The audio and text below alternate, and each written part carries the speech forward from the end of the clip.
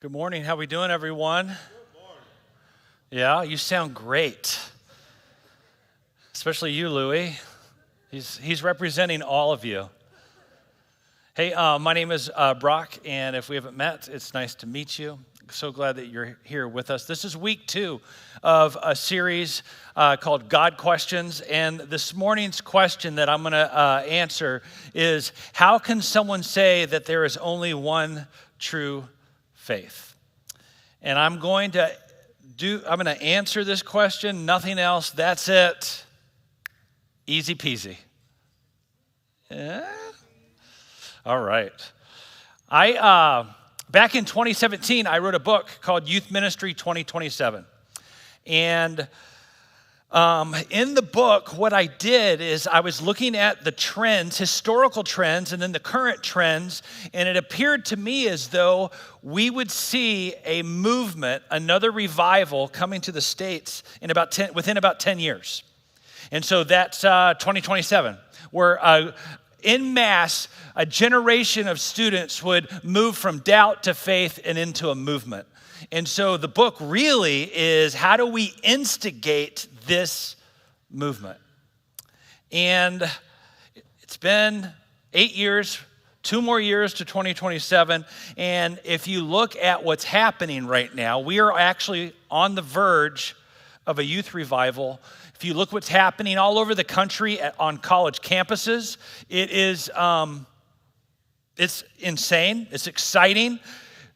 Huge amounts of students on their campuses in prayer, going to worship services. There's a conference called Passion that's been going a long time. In fact, the very first Passion conference, I was the percussionist at. Can you believe that? Yes, I used to hit things in rhythm. And literally stadiums full of college students falling to their knees before Jesus. High school campuses around the country, even middle school campuses around the country. And people are taking note. A group of youth workers in the state of Oregon have been praying for a couple of years because they're sensing like God doing something in students in their state. And this year, just recently, they reached out to me about bringing revival meetings to every region in the state of Oregon. And so we are literally in the works of putting that together this coming fall. Well, every kid in the state of Oregon will have an opportunity to hear the amazing news of Jesus. It's crazy what's happening. This is a generation that we call Generation Z. Those born between 1997 and 2012. 1997, way back in the 1900s, people. And this generation, Gen Z, are distinguishing themselves from their older millennial siblings or parents in that they're moving towards faith, not away from faith. It's remarkable because it's the first generation since I was a child that is doing this. So when I was a kid, if you wanted to rebel against your parents, you would smoke a cigarette and listen to NWA. Today, you look at your mom and say, "I'm going to church, Mom, take that." That's how you rebel today. This is because Generation Z's parents left the church, by and large, and left faith almost altogether. It's funny because I've had to meet with a few parents here in Chino who are upset that their kids have started going to a church youth group. That's funny. That's funny. I had a meeting literally with a father in the parking lot a few months ago who said, "My biggest fear is that my daughter would become one of those crazy Christians." And I was like, "You mean kind of like me?" And he was like, "Well, you seem okay." But Gen Z, they've grown up with a cell phone in their hand, screen in their face, and this has led to tremendous anxiety, overwhelming loneliness, profound loneliness. Experts say that this is possibly the loneliest generation in history. It's like a perfect storm, though, because they're more desperate. They're open to spirituality. They're open, by and large, to community. I mean, the funny fact, their generation, Generation Z, are almost single-handedly saving malls and brick and mortar shopping. They just want to be where people are. The previous generation of millennials left those places and did all their shopping online. But let me tell you something about being a youth pastor, because people look at me and they're like, well, they look at Mark and they look at me and they go, oh, Mark must be the youth pastor.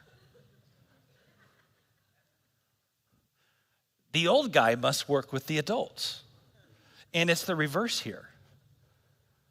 People are like, dude, when are you getting out of youth work? And this might be the most exciting time in my ministry as a youth pastor. And I've been doing this for about 34 years. Can you believe? I know I look about like Moses' age. I've been doing it a long time. There's no way I'm getting out. Kids have never been more open. And I know what you're asking.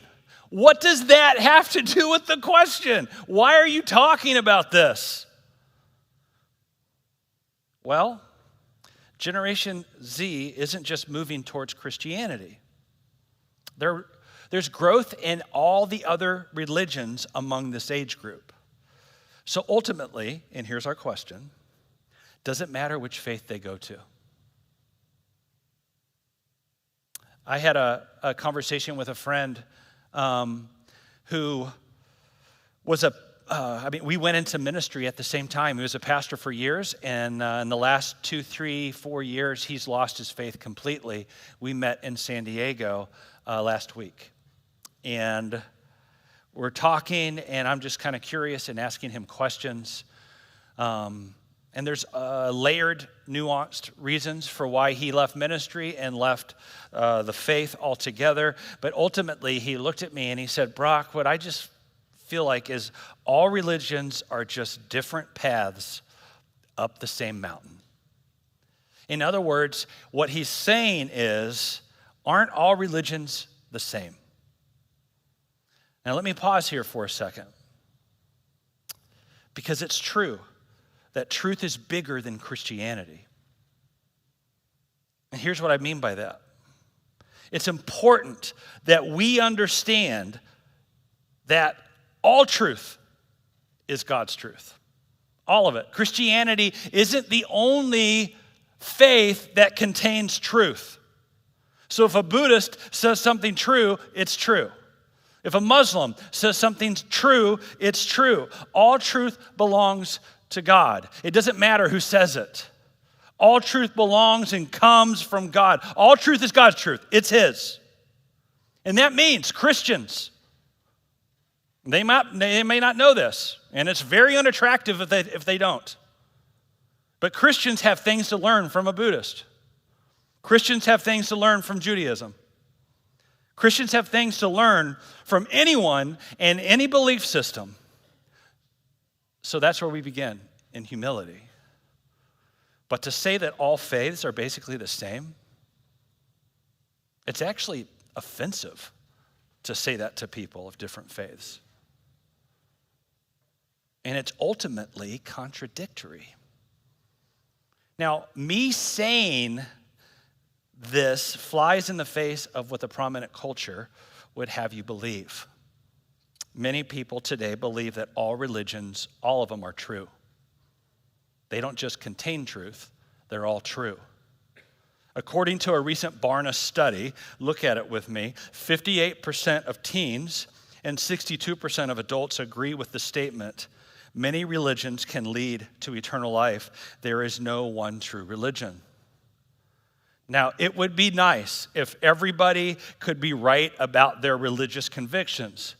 I mean, after all, these are beliefs that we tend to hold dear to our hearts. And nobody likes telling others that they're wrong about their deepest core convictions. Yet a simple, like study, common sense will tell you that religions cannot all be true. See, by its very nature, truth is exclusive. So let me have you look at this chart, because I want you to see this chart, because it's not logically possible for all religions to be right when their core claims differ so radically. This is a chart by the apologist Sean McDowell. And what this chart shows visually, and I'm not going to get too deep into it, is that all religions are not the same, nor do they all point to God. In fact, different religions don't even claim to be the same. Every religion has its own specific idea of who God is or isn't, and how salvation might be attained. Yes, religions often agree on secondary issues, but on core beliefs, they differ radically, as the chart does reveal. And unless you're willing to abandon the law of non-contradiction, you have to come to terms with the fact that they are different. Buddhism and Judaism cannot possibly both be true. God cannot both exist and not exist. There cannot be one God who exists as one person, Islam, and one God who exists as three persons, Christianity. So, for example, in Buddhism, you get what you deserve. If things go bad, bro, karma, you must have done something wrong. Christianity, we don't get what we deserve. We mess up, what do we get? Reconciled, forgiveness, grace. It's different. Other religions are based, if you look, a lot of them on just kind of working your way.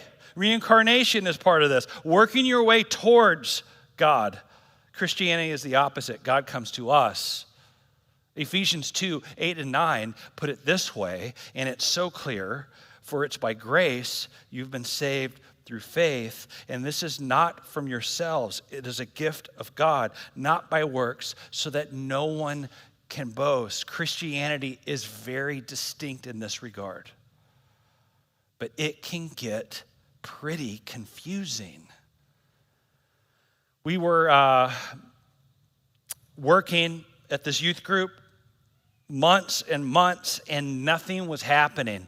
It was like the kids in our ministry were zombies, walking dead people. Not open to Jesus, not open to us. And months go by, and there's no breakthrough, nothing. Just a cold exhaustion of a job for me. And I'm just praying every day, God, you got to do a work in our youth group. Reveal yourself to these kids. I know they're not open to you, but there's got to be breakthrough. And after about 9 months, 10 months of praying that God would do a work in these kids' lives, it happens. One night at youth group, kids across the room, like the Holy Spirit's presence was so thick, kids are falling to their knees, confessing their sins, praying over each other. And after this powerful night, I couldn't believe my eyes. After this powerful night, I'm standing with about 5, 6, 7, 10th grade boys.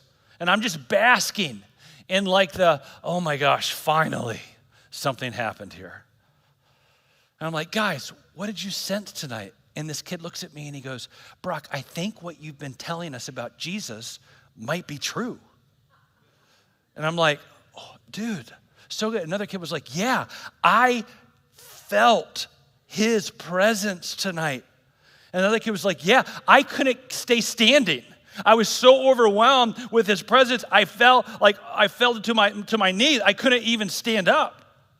And another kid, Dario, looks at me and he's like, yeah, and Jesus spoke to me.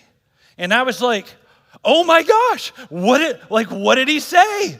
And he looks at me and he goes, he told me reincarnation is true.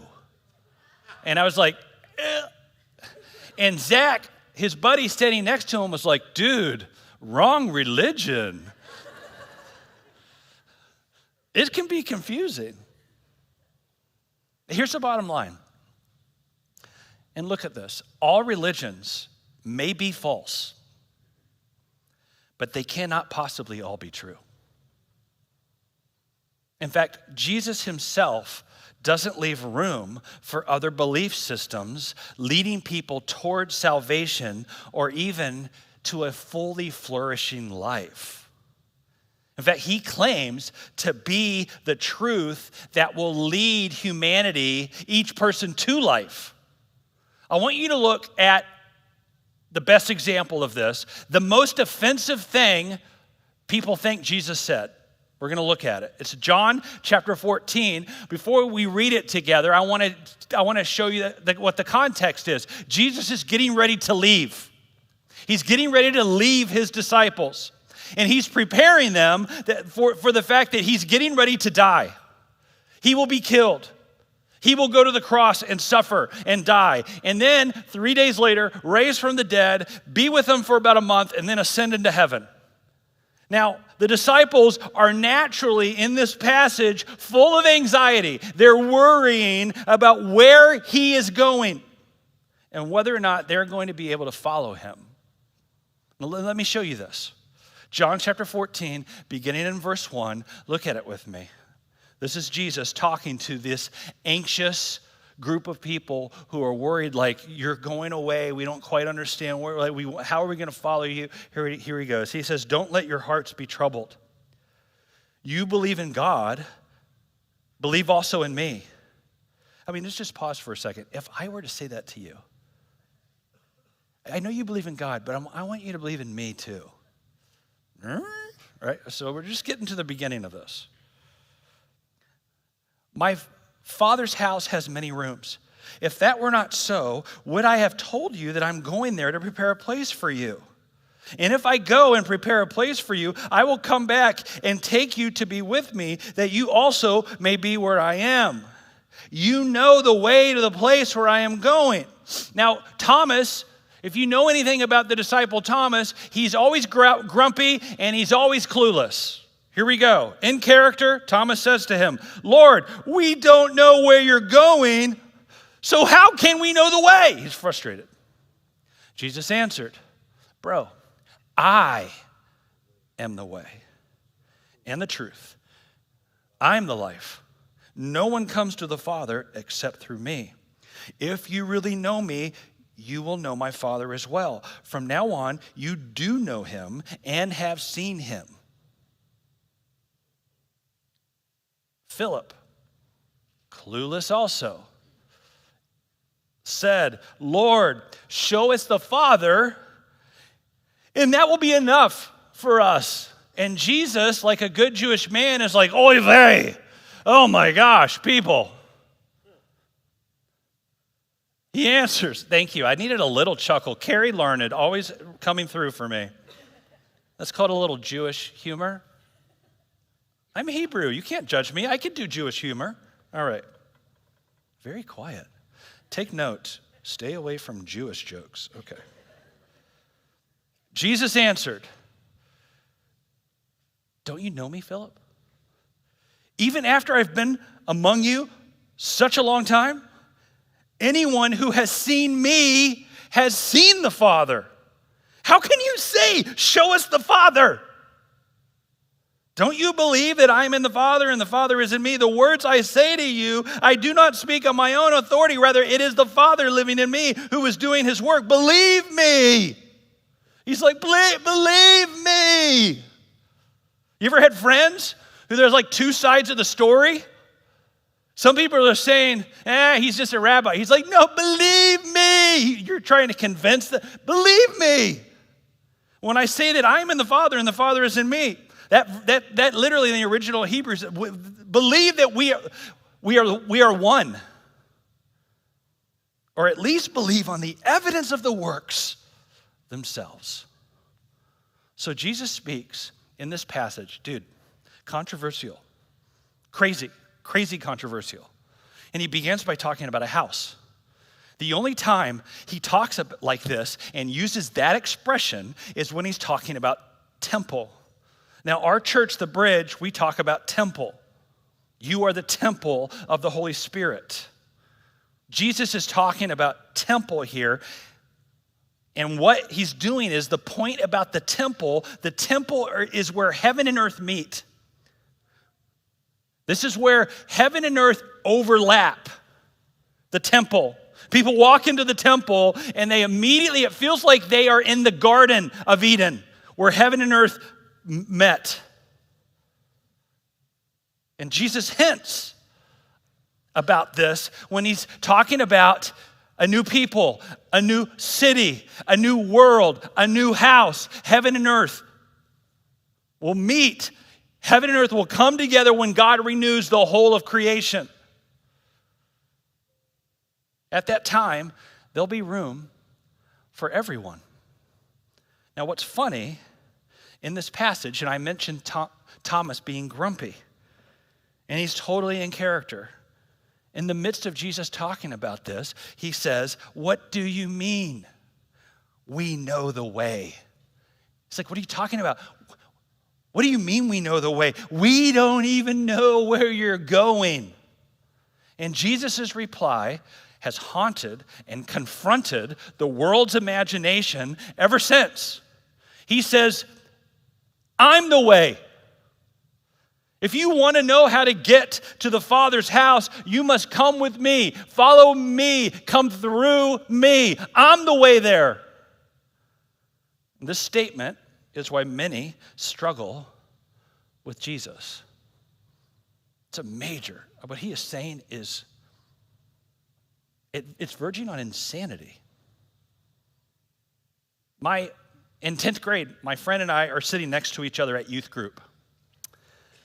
And we just caught each other's eyes and started giggling. Has this ever happened to you where you're in a quiet meeting and you look at each other and you start giggling, and then you're trying to avoid eye contact because if you look again, you'll start giggling harder, and then you're shaking and your face is all red, and then all of a sudden one of you goes and just laughs out loud, and the whole room is like, "What are you doing?" And the youth pastor is in the middle of it. Like, I have great compassion for him in retrospect, but he's like, "What's going on here?"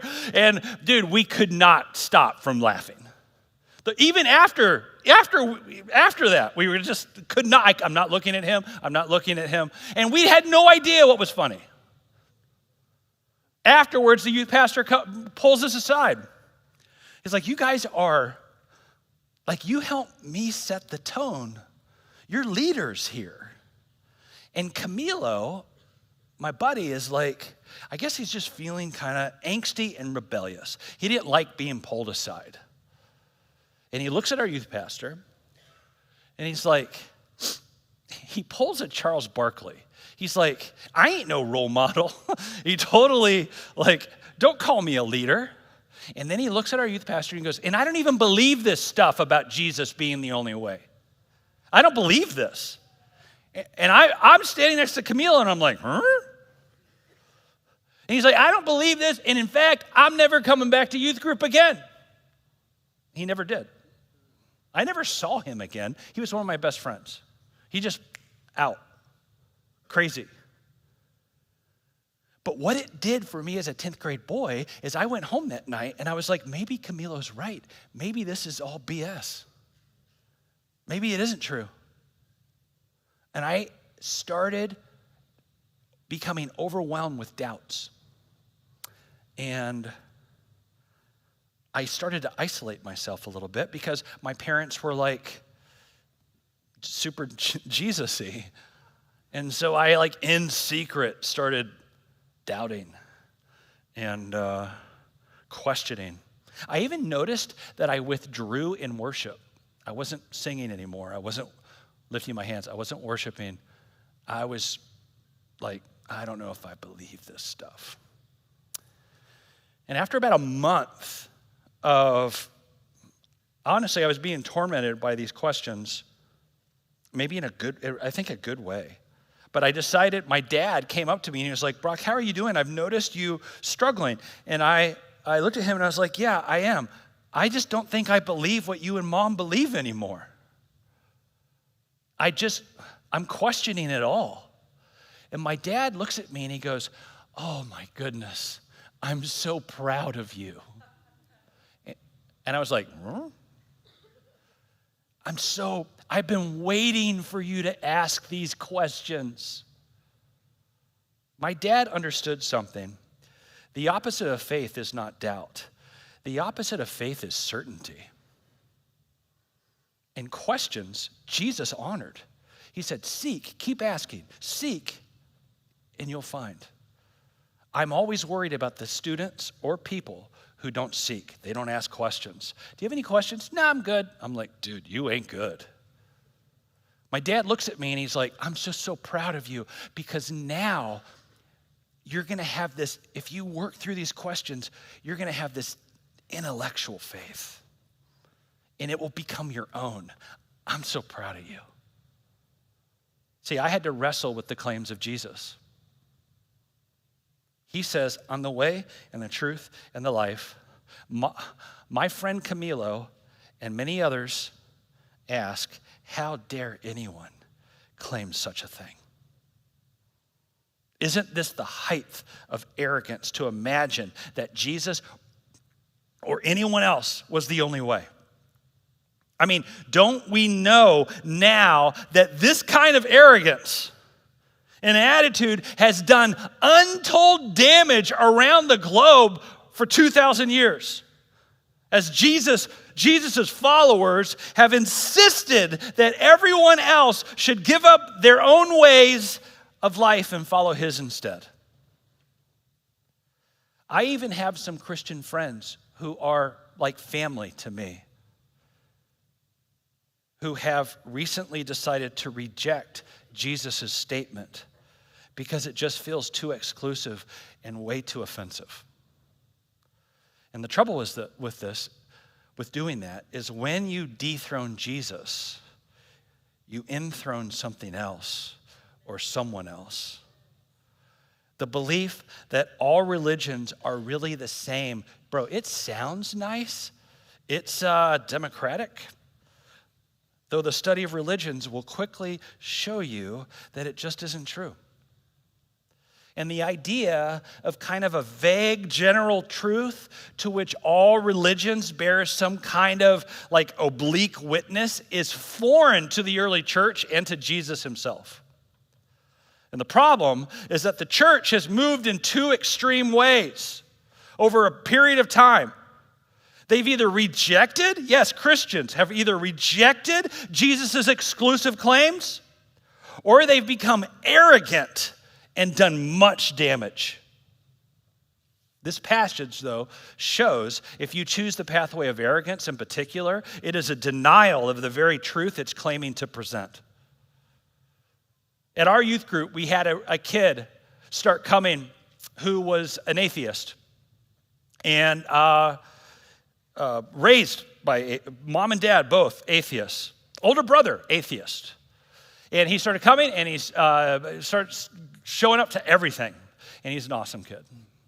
You just like this kid. He's one of those kids. Extrovert, walks in the room, the party begins. And he's showing up to everything.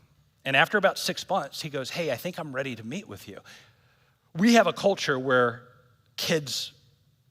I hang out with two kinds of kids. I hang out with the crisis kid, the one who's like, a mom will be like, Brock, can you get with my son? Bad stuff are going, can you get with him? So I get with the crisis kid, and then I get with the kid I can't get rid of. They're right here. They're just like, hey, and right here, okay. So I hang out with those two kinds of kids, and they take up all my time. All of a sudden, this kid, hey, can we meet? Yes, we can meet. It's always a yes. Let's meet. And we're sitting in Starbucks. And he looks at me from across the table and he says, I think I'm ready to open my life to Jesus. And I'm like, why? Because I know his story. To open his life to Jesus in his family? Dude, there's a lot at stake there. Why? Why do you want to do that? He goes, 2 reasons. He goes, really 1. But 2 reasons. First, how you talk about Jesus seems reasonable, like intellectually reasonable. It seems like there's a possibility it's true. He goes, but more than that, and this is what blew me away. He goes, you guys are the best people I've ever met. I've never met people like you. See, the truth, the life through which we know, find their way in Jesus himself, and people really were drawn to him. This Jesus who washed the disciples' feet and told them to copy him for others. The Jesus who was on his way to give his life as the shepherd for his sheep. Was that arrogant? Was that self-serving? Heck no. And only when the church recovers the nerve to actually follow this Jesus will they have the nerve to own verse 6. Look at verse 6 again. Jesus answered, I am the way and the truth and the life. No one comes to the Father except through me. That's a crazy claim, unless it's true. But look at Jesus. Just look at him. The Jesus who wept in the tomb of his friend. The Jesus who helped the sick and the poor and the hungry and the naked and the dying. The Jesus who willingly sacrifices his life. If you want to know what God is like, look at Jesus. But only when his followers are themselves continuing to do what Jesus did, may they be believed when they speak the earth-shattering truth that he spoke. Some of you know my parents, the first 10 years of my life, I lived in kind of a tour bus. My parents were in a Christian rock band in the 70s. My parents were hippies and Jesus-loving hippies. And this was during the heart of the Jesus movement. And so I saw I was there. I had a front row seat watching the last youth revival in our country. It's the 1970s, the Jesus movement. Millions of teenagers giving their lives to Jesus. It was an insane time. Now, at this time is this guy by the name of Keith Green. Keith Green is this musician, and he is a Jewish musician, an atheist, raised an atheist, a secular Jew. And he becomes a teenager in the early 70s, but he has there's this environment, this cultural swing is happening where young people are opening themselves up to spirituality. So he has this hunger for spiritual thing, like for connection. And so he's like, well, I'm a Jew. I ain't going to go look at Christianity. So he goes and investigates all the other religions. And he tries them out. He's just so spiritually hungry. And he reads vigorously. And what he discovers is that every religion is pointing at Jesus as being a possible way. They're all pointing at Jesus. Muslims see Jesus as a prophet who spoke truth. Krishnas believe that Jesus is the incarnation of the Godhead in his age. Buddhists believe that he was a Buddha. All religions are pointing at Jesus, and Keith is studying this and being like, everyone is pointing at Jesus, and he's the only one who's pointing at himself. And so Keith makes this logical, intellectual choice. Back in the 70s, it was cool to make someone your guru. So Keith decides. He makes the radical choice as a Jewish kid, raised atheist, to make Jesus his guru. So he starts reading Jesus. And as he reads Jesus, it starts transforming his thinking. And then he starts to believe. Maybe Jesus was more than a prophet. Maybe he was more than a Buddha. Maybe he actually was who he said he was. And so he decided to open his life to Jesus. And Jesus entered in and radically changed his life. And Keith went on to write amazing music, songs that we sing in our churches to this day. My parents' left the band, and we moved in to Keith Green's home in the late 70s in Thousand Oaks. And he had bought about 3 blocks of homes. And teenagers and young people were moving in, and he discipled this like neighborhood of kids. It was a crazy time. It's an amazing thought that in his mind, he was like, everyone's pointing at Jesus. And Jesus is pointing at himself. Let me check out this Jesus. You know, it's interesting. He died in a plane accident in 1982. I remember even as a kid it was just tragic. Before he died, a few years before he died, he led his best friend, Bob Dylan, to the Lord, another Jewish young guy.